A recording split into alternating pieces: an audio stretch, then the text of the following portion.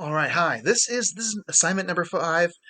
It's kind of a review of all the things we've done so far. Mostly, we're trying to shore up the whole residual graph thing. All right, so this is kind of what this looks like. It's a Google form, and I think all right. So we have 3 different learning targets. I can use a residual plot to determine whether a regression model is appropriate. All right, that's looking at a residual plot and determining if there's a pattern. If there's a pattern, it's not an appropriate model, right? Pattern means not appropriate. If there's no pattern, if it's scattered, that means the model is good. All right, that's that. I can make predictions using regression lines. If I give you a least squares regression, like a linear equation, and I tell you, find out what the output is for a given x value, that you can go ahead and do that, make a prediction once you have the equation. And then I can interpret the correlation coefficient, knowing what the correlation coefficient means when the r value is like 0.89. Well, it would be a positive correlation, and it would be really close to strong, if pretty strong predictive value there. Okay, got some vocabulary you can take a look at. Right, residual is the difference. What residual means, it's the difference between the actual value of y and the value of y predicted by the regression line. So observed minus predicted. Regression line, it's a line that describes how a response variable y changes as the explanatory variable x changes, right? This is that idea of predictability, that, as x changes, y is changing. Correlation coefficient, it's the measure of strength and direction of a linear relationship between 2 quantitative variables, right? It's a measure of the strength and direction, which means positive or direction is negative or positive. Strength is, how closely do the observed actually come to our predicted. And residual plot, the scatter plot that plots the residuals on the vertical axis and explanatory variable on the horizontal axis. All right, that's that. You want to put your name in here. And when it says, what are the learning targets? You're just going to want to come over here and just copy those learning targets. Select them, copy them, and you go ahead and just paste them right in there, all right? All right, I got the definition of correlation coefficient. Remember, -1 and 1 are perfectly strong correlation coefficients, right? If it's the relationship is negative, then the R value will be a negative number between 0 and -1. If the relationship is direction is positive, then R value will be between 0 and 1. All right. What else? Here are some examples. So I feel that you guys will do well if you had some pattern recognition to take a look at. So this is an R value of 0, right? When the R value is 0, the dots are just scattered all over the place. There's no pattern. There's no line that I could draw that fits this data. This is just a hot mess is what this is. If I know what x is, like so say if I knew what x is right here, I could not be certain that what y will be, right? Because y could be anything between here and there. If I knew the x value was this, whatever this was over here, I still couldn't be certain what's going on. There's no predictive value. Okay, now when we have a negative zero point 0.3, all right, it's better, but it's still not good. This is messy as heck. If I knew the R value is here, I could guess that maybe between here and here is somewhere in there. That's a pretty wide. It's pretty much nearly just about anywhere it could pop up. But I have some idea of where the Y value might be for a given X. Here is an R value of 0.5. Now we're getting somewhere. This is better than nothing, but it still ain't so good. All right, so this R value of 0.5, it's positive. We can kind of see that the data is going in as X increases, Y increases, but for this X value here, I could be anywhere from down here to up here on the Y values.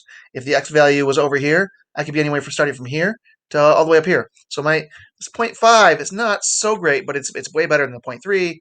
And of course, the 0 is just forget about it. All right, here's a 0.7. Now, can you see how everything got squished in? Like this is kind of wider. Things are squished in now. All my dots are a lot closer to a line. I could draw a line right here.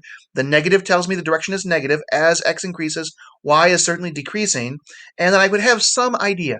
This is where we get into the moderate, right? 0.7, 0.5, these are moderate strength correlation coefficients. These are very weak. This is a weak correlation coefficient, and this is absolutely no correlation whatsoever. All right, so no correlation, very weak, moderate to weak. I don't know. That's kind of on the line. This is like moderate. This is a moderate correlation. All right. Now we're talking. We're getting to strong or very strong here. This is definitely strong. Look at that. This is positive. It's a 0.9 R value. correlation coefficient of 0.9. Now, all of a sudden, if I know an x value, like right here, I would know within this little gap of where that y value is going to be. That gives me a lot of predictability. I can be fairly certain where the y value is going to be based on any given x. If the x is over here, it gets a little bit more wide, but it's going to be somewhere in there in that space. But now a coefficient of negative 0.99, this is beautiful, people. This is what we like to see, right? Now we can pretty much on the money guess where the y value is going to be for a given x. If the x is going to be here, I know within this little tiny space, right? That's a lot of predictability, a lot of predictive power going on there. So this is your examples of correlation coefficient. Very strong, strong, moderate, maybe moderate to maybe on the verge of maybe getting weak. This is weak. That's weak. And that's no correlation whatsoever. All right. What does a correlation coefficient of R value negative 0.99 tell us about how the X values are correlated with the Y values? You have some options. Normally in class, I would give you a few seconds to think about this. Since I'm doing this video live, or not live, but I don't have students in the room right now, I'm just going to tell you to pause the video. Great. You paused the video, you thought about it, you made your guess. Love it. Okay, here goes. The x variable is positively. Well, I'm going to throw this answer right out because this is a negative number, so I'm going to throw out all the positively's here. Positively's are all out. So it's negative. Not 0.99? That's very strong. That's very strong. So I'm looking for negative and strong. Right there it is. The x variable is negatively and strongly correlated with the y value. All right. Okay. So this is what all the correlation coefficient questions. You're going to see one of three kinds of questions on this Google form: correlation coefficient questions, regression questions, and residual plot questions. All right. This is one of the three types of questions you'll see. Now we're going to go into the regression line questions. All right. So you probably know already that cars and trucks lose value the more miles they're driven. And so, let's take a look, see if we can predict the price of a Ford F-150 if we know how many miles it has on the odometer. So all these little blue dots is a random sample of 16 different Ford F-150 Super Cruise 4x4s that were selected and listed for sale at autotrader.com. The number of miles driven and the price in dollars were recorded for each truck. And here's the scatter plot of the data, along with a regression line. So they did the scatter plot. They went, they put all that data in their calculator. They went into, and I don't even know if I have data in here right now. I do have data, so I can do this. All right, let me clear.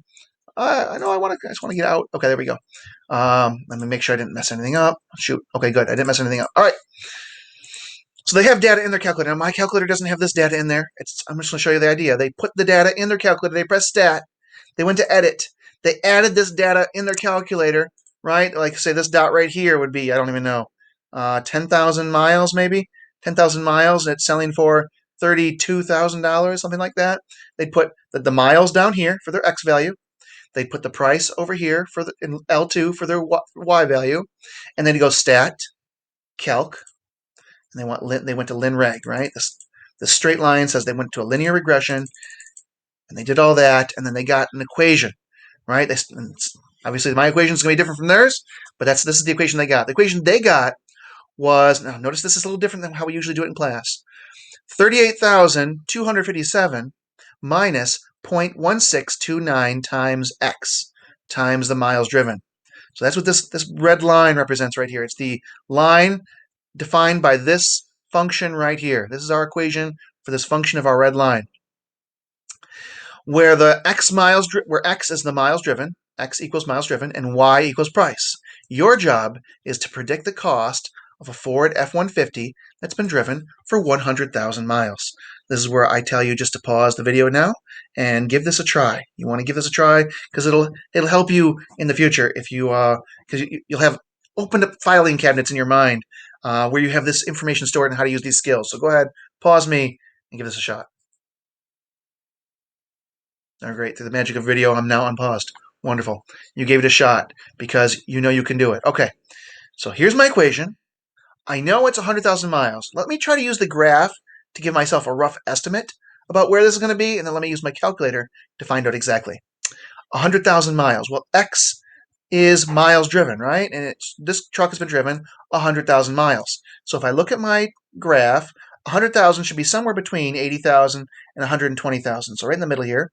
So I go up to my red line here, okay, right about there, and I find where does this kind of intersect with my y axis. So somewhere, this truck should probably sell for something around $24,000. That's my rough estimate using the graph. I will now use my calculator to calculate exactly. The equation lets me do it, calculate this exactly.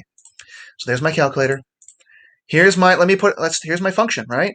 38,257 minus 0.1629 times x. But I know what x is in this case. So I'm going to actually put I'm going to put multiply, and in this case, x is 100,000 miles. So I'm going to put in 100,000 miles in for x here. And if I press enter, right there, 21,967. So my rough estimate there, looking at the graph, wasn't so hot, but I'm not too far off. It's about $22,000. I'm going to put in my answer. Ooh, let me kind of give it one of these. There we go. I want to put in 21,967 dollars, right? This is money. $21,967 is how much a truck, Ford F-150 that's been driven 100,000 miles should sell for based on this regression line. That's kind of how we do it. We stick in the x value in for x in the equation, and then we solve for the y value, which is price. All right, stick in x, get price. Stick in x, calculate, get the price. That's how these regression questions work. All right, this one here is a scatter plot. This one here is a scatter plot that shows the relationship between the Super Bowl number and the cost of a 30-second commercial for the years 1967 to 2013 with a least squares regression line. The question is the Super Bowl number highly correlated to the cost of a 30-second commercial? All right, maybe just think about this one for a second. Give yourself some thought, a little think time. 10 seconds. Okay, you unpause me. Hopefully you pause me, you unpause me. I'm back. All right, well, they're asking me if it's highly correlated. And my two choices are yes, it's highly correlated, and no, it's not highly correlated. So I have two choices here. Well, let me think about it. Correlation is really what that means is do all my blue dots, are they mostly pretty close to my red line? Right? Are all my dots pretty close to my red line? And I see, okay, there's a pretty decent gap over here, but it's getting closer, getting closer. These blue dots are pretty close to the line. All of these are really close to the line. There's a little gap there. Now I'm getting away from the line a little bit. I'm getting some gaps, but now I'm getting closer to the line again. Now all of these are really close to the line, and I'm getting some gaps over here. So you kind of see how I'm looking at this. Overall, most of my blue dots are pretty darn close to my red line. So yeah, this is going to be highly correlated. I mean, and some of you are screaming, but Mr. Solt, that red line is not appropriate for those dots. Yes, that's true. That is true. But it's still going to have a pretty high R value when we run the R value on this. So yes, this is not an appropriate model. I'm glad you know that. But just by looking at the line and the scatter plot, it's not an appropriate model. But the R value will be right. The predictive value, if I know what the Super Bowl number is, I could probably predict within a reasonable confidence the cost of a 30-second commercial. It'll be pretty darn close. It won't be that far off. I mean, if there's in here, it'll be far off, and over here, it'll be far off, and over at this end. But in this space, it'll be pretty darn close, and in this space, it'll be pretty darn close. So for over half of the function, it's pretty darn close.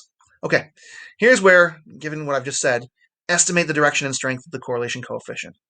All right, you're going to pause me, and you're going to give this a shot. You paused me. Yeah, I'm unpaused. Wonderful. Okay, well, hopefully you know that the direction is positive, right? As x is increasing, y is increasing. So all the negative questions go away. So it's between positive strong, positive moderate, positive weak. Well, it's not going to be weak. It's highly correlated. So we have to choose one of these. It's going to be highly correlated. But I think I accept also positive and moderate. I think I also chose that as a possible correct choice here. It's going to be, so you would just kind of go back, look at those examples we gave before, right? Here's a 0.7, here's a negative 0.7. And notice if I drew a line in here, some of my dots will be pretty far from the line, but this is still fairly, predictive, right? 0.9 is right there. Our correlation value looks like it might be better than 0.9, looking at what we have over here, right? That might be better than 0.9. Those blue dots are not far away from that red line. So we would give this it's positive and strong. All right. So that's the this is the residual questions. I'm sorry, the regression questions. Let me take it back once more time. This is one of the correlation coefficient questions. You taking a look at scatter plots, determining direction and strength. All right. And here's the residual plot questions, right? This is a residual plot. It's actually a residual plot of the data here. Notice if I was to like turn this red line and make this red line become horizontal, like just turn it, I would have some dots above the line that would go below the line and come back up. And notice what the residual plot looks like. I've got dots above the line. They're getting closer and closer and closer to the line, and then they go below the line for a little while, and then they come back up. This is what these two graphs are like the same idea, but like it's turned. And now what we're doing is we're changing the scale of our y value because we're throwing out the y this y value, and now the y value is the residual. It's the difference between the observed and the predicted value, right? We're trying to graph the observed value as a difference from the predicted value. And notice how, the difference between the observed and predicted is very close here because the observed is very close to the predicted. And then as it gets further away, right, it goes away from the red line, then comes back up. Same thing is happening. At first it's above the red line, and then it goes below the red line, and eventually it goes back up. We're just graphing this difference between the observed and the predicted here. The question says, explain how the residual graph tells us whether a linear regression model was an appropriate fit for the data. So I want you to think about this, give yourself 10 seconds of thinking time, maybe pause me again. I said this at the beginning of the video. All right, through the magic of video, I'm paused. Okay, so normally in math, we look for patterns, and normally in math, patterns are a good thing, but not residuals are a special case, okay? Residuals are a special case. If you see a pattern in the residual graph that we're looking at, then that means that our linear model is not appropriate. It's not appropriate, all right? So we would say something like, because there is a pattern to the residual graph, residual plot, therefore, the linear model was not appropriate. And we saw this when we looked at the scatter plot, right? We looked at it and said, yes, the correlation coefficient might be decent, but obviously this is not the best in terms of the fit, right? It wasn't the most appropriate fit. If you need to pause this right now, you can pause me and you can write this down. I'm gonna go back up and look at this. Like we see how an exponential curve would be a better model here, right? So that's what the residual graph is telling us. It's telling us that an exponential curve will be a better fit. And why do we have to do that? Because eventually we'll be trying to fit various kinds of curves to various kinds of curvy models, and we'll have to do residual graphs to tell us whether they fit and which one fits better, a quadratic or an exponential. And you'll need to use residual graphs to tell the difference. When it's linear, it's pretty easy to see just by looking at the scatter plot, but the residuals will get useful when we're looking at different kinds of curved models. All right. All right, so at this point in class, I just let you guys go. And I just say, go for it. Give these a shot, right? All the rest of these questions are going to be like the ones you've just seen. Here is a residual plot question. It's asking you to determine if the residual model is appropriate or not. Explain why or why not. All right, hopefully you're saying, oh, there's a pattern here. What does that mean in a residual plot? If there is a pattern, then the model is not appropriate. If there is a pattern, the model is not appropriate. There's a pattern here, so you'd say something along the lines of, this residual plot shows a pattern, therefore the model is not appropriate. Over here, when it's golf, it's people golfing, driving the ball farther, but it's a residual plot. It's all kinds of scattered, and I would say, well, if there's no pattern, if the residual plot is scattered, then that means that the linear model is appropriate. That means the linear model works. That there's probably no other model that works better because there's no pattern showing up here. That's what you could write there.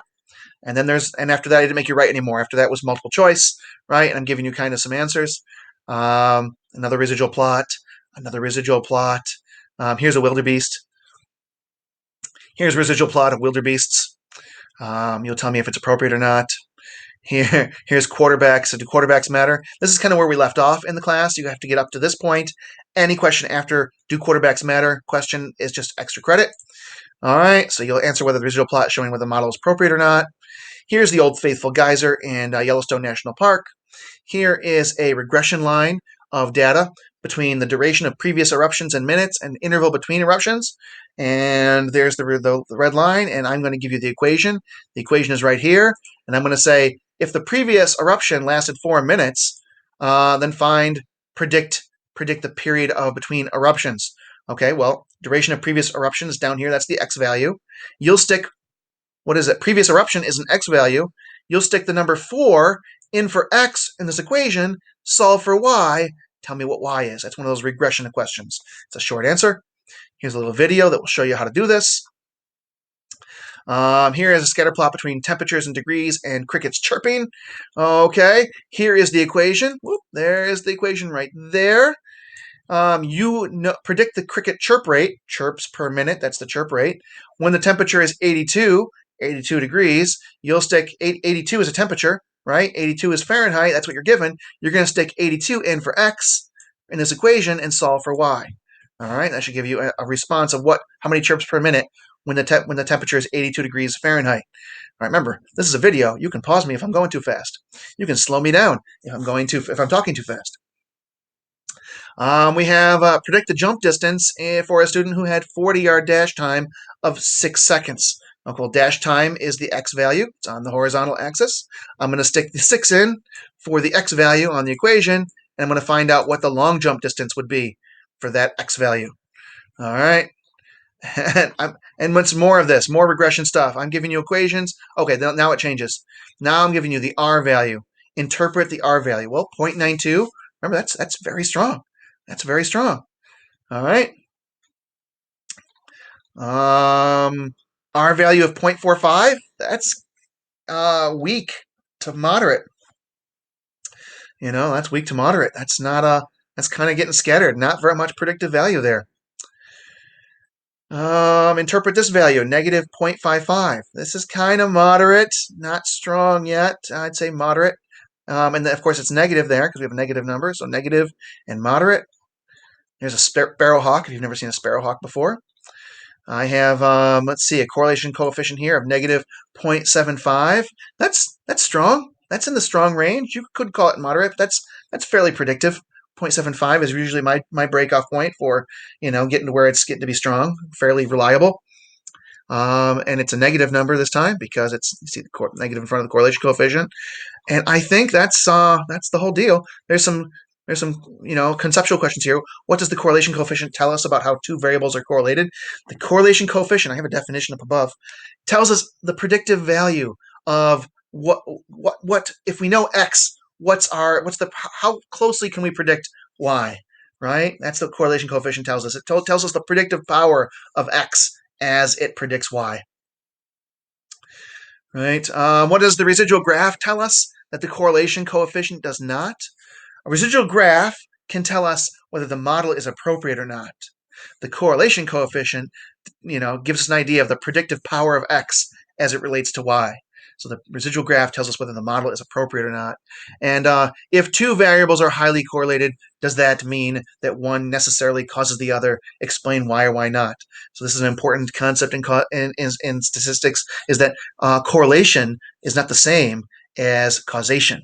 Right? Two things can be correlated, but one thing is not necessarily causing the other. There are these things called lurking variables, lurking around the corner, variables we don't see in the graph that are actually doing the causing, and then the two variables just happen to be correlated to each other.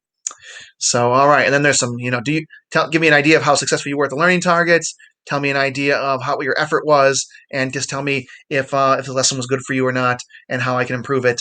And then you're done. Click that submit. That submit button is so important. That submits your work. All right. I'm Mr. Soul, and I'm out of here. I'll see you in class.